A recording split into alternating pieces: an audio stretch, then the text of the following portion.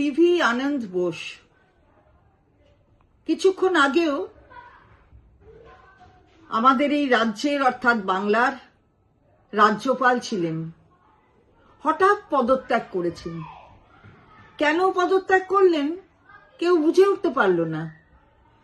ওনার ওপর কি কিছু চাপ সৃষ্টি করা হয়েছে ভারতীয় জনতা পার্টির পক্ষ থেকে অথবা কেন্দ্রীয় সরকারের পক্ষ থেকে? এমন কিছু কি তাকে বলা হয়েছে যার জন্য তাকে পদত্যাগ করতে হলো? আমাদের অবাক লাগছে।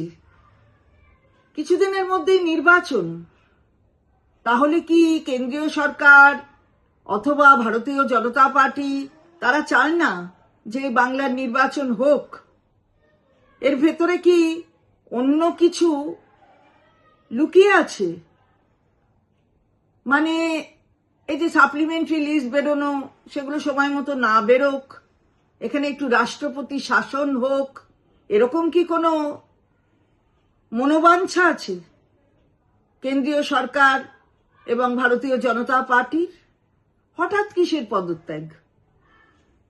এবং যা সংবাদ মাধ্যমেও দেখলাম যে আগামীকালও তার কোথাও যাওয়ার কথা ছিল, এই বাংলার একটি জেলাতে যাওয়ার কথা ছিল, কিন্তু তার পরপরই তার পদত্যাগের এই সিদ্ধান্ত। মাননীয় মুখ্যমন্ত্রী আমাদের দলের সর্বোচ্চ নেত্রী, তিনিও সংবাদ মাধ্যমে লিখেছেন যে তার সাথেও কোনো আলোচনা করা হয়নি, শুধুমাত্র স্বরাষ্ট্রমন্ত্রী কেন্দ্রের তিনি আমাদের মাননীয় মুখ্যমন্ত্রীকে জানিয়েছেন যে এখানে আরেকজন রাজ্যপাল তাকে অ্যাপয়েন্ট করা হবে, তিনি RN নবী, তাকে এখানে রাজ্যপাল হিসাবে অ্যাপয়েন্ট করা হবে। অথচ আমাদের মুখ্যমন্ত্রীর সঙ্গে কোনো আলোচনা এ বিষয়ে হয়নি। অদ্ভুত ব্যাপার। গণতন্ত্র কোথায়? সংবিধানের মান্যতা কোথায়?